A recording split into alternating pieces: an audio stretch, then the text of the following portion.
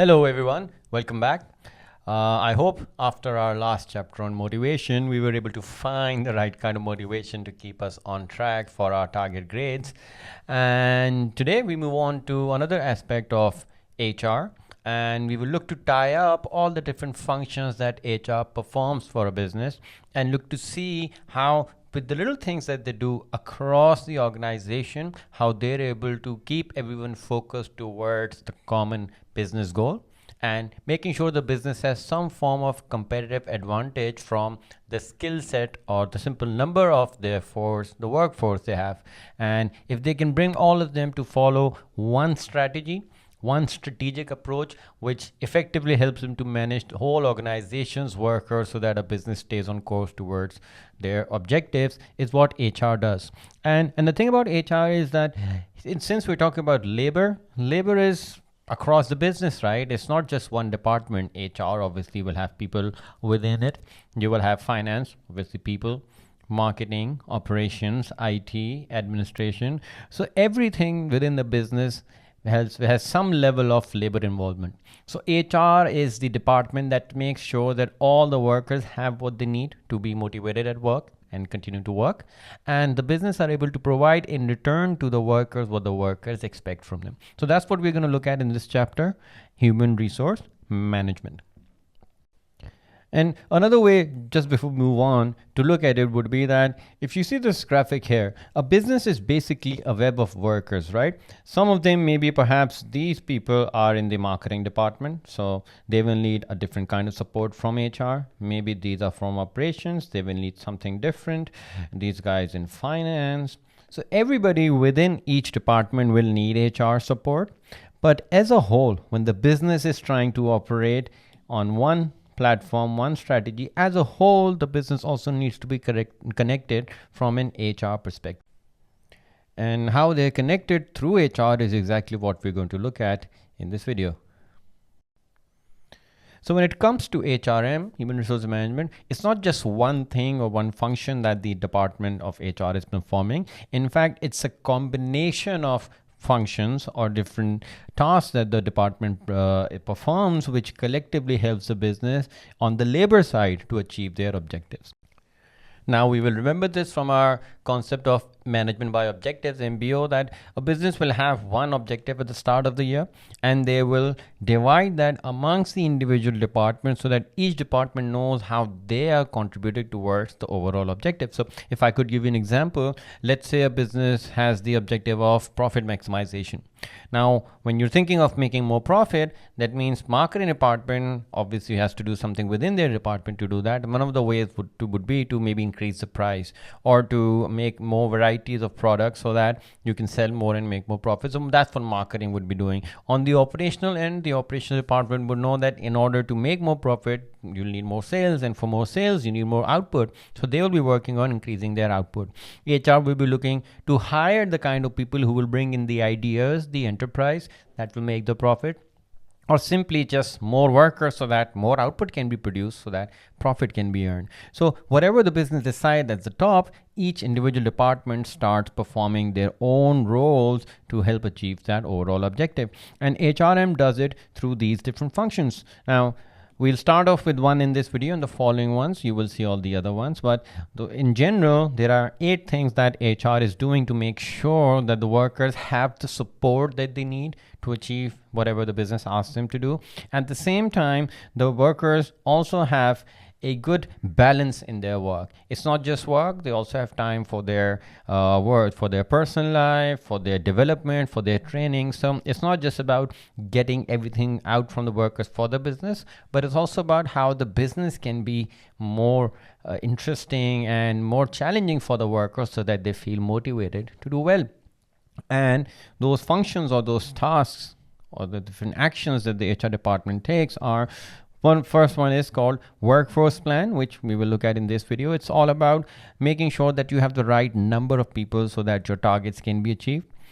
Looking at the incentive systems, which is about how the different payments are made to workers. We looked at it in the monetary rewards video. You will remember time-based, piece rate, etc., etc. Also, very big part of HR policy, especially in the modern business place, is employee welfare. They also have time to give at home, to do their own thing, to maintain a good work-life balance. That's also something that HR would look at. Sadly, when you have to hire people, you also may have to sometimes fire people, which is where ending employment would come in, and that's also something we'll discuss. Appraisal is a process where you see whether your workers were efficient or were they able to achieve their targets, should they be rewarded for it. So making sure that you're able to monitor the performance is what appraisal is, and that's something that HR does. And I will also point out here that HR doesn't just do it for their own department, HR will do it for everyone in the organization. Quick pause. If you're finding value in this explanation, there's so much more to discover. At Alt Academy, we break down every A-level concept with the same level of clarity. Now, let's continue.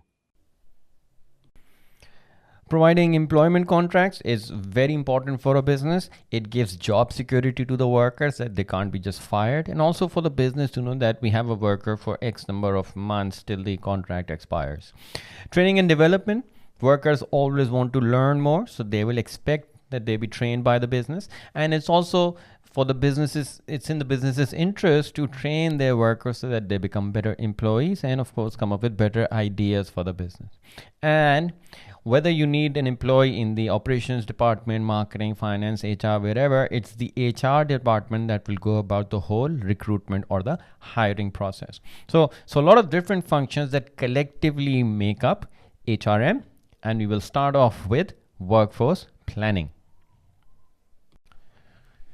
Now, whenever you hear the term workforce planning, I want you to think of just two things. Okay? Workforce planning is all about getting the right number of workers in the business. That's the first phase.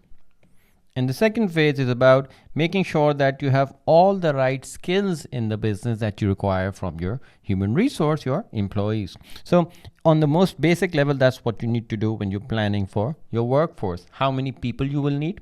So let's say I'm a car manufacturer. I make 100 cars. I need, let's say, 20 employees. If suddenly my sales go up, I need 200 cars. I can't expect the same number of workers to be making double the amount of cars, so I will need to increase the number of workers. That's something that's coming from a sales forecast. So that's one aspect of it. One factor that helps you to determine how many people you need is an accurate sales forecast. Let's say again, I'm a car manufacturer and I want to do something new. Maybe I've been making petrol cars for all our life, and now we want to make electric vehicles. That means I will need people who have that knowledge, that understanding, that how to make electric vehicles and things like that. And that's something that the operations department will be specifically asking for. That look, if you want us to make an EV car, give us people who have that knowledge. So it could be a specific departmental requirement through which you may need more workers within the organization. So that's again part of workforce planning. Now, when you're thinking of skills, that what type of skills do we need in an organization? Of course, when somebody leaves an organization, they have to be replaced. So their skills are obviously you will be looking for in the market, looking to replace directly. And the idea would be to, if you can get in someone who has more than just the skills that you require, that will always be better. You can do more with that worker. They can help you with newer ideas. So at the most basic level, you got to make sure that the type of job that you're looking for, the type of person you're looking for in that job, he has that skill that's been vacated by the previous person. And secondly, it also depends on the business's objective. So if you want to expand, if you want to go to a new country, you want to become a multinational, then you will probably need someone who has local knowledge of that area. So the business objective will also help you to determine the type of skill that you need and also the number of workers. Because if you're going international, you can't expect the same workers to be working one country in the morning and then evening the other country. So you've got to have two dedicated workforces. And that's where an expansion plan would also need the right skill and the right number of workers. So workforce planning, right number of people, and those people to have the right skills which are required for the sales forecast, the departmental needs, the type of vacancy that's opened up, and whatever the business objective is.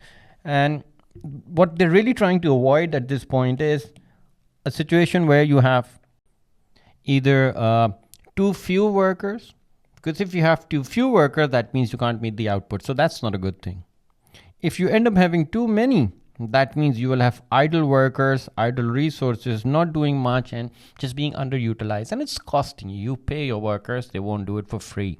So too few and too many, both situations aren't workable. So what you have to do is make sure that the HR department has the correct idea as to the right number of people required and the skills to meet that overall objective that the company has set itself. That is what workforce planning is.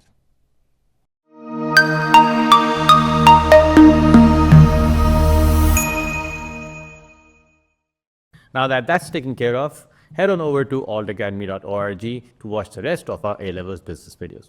Over 60,000 students have already taken the leap. What are you waiting for?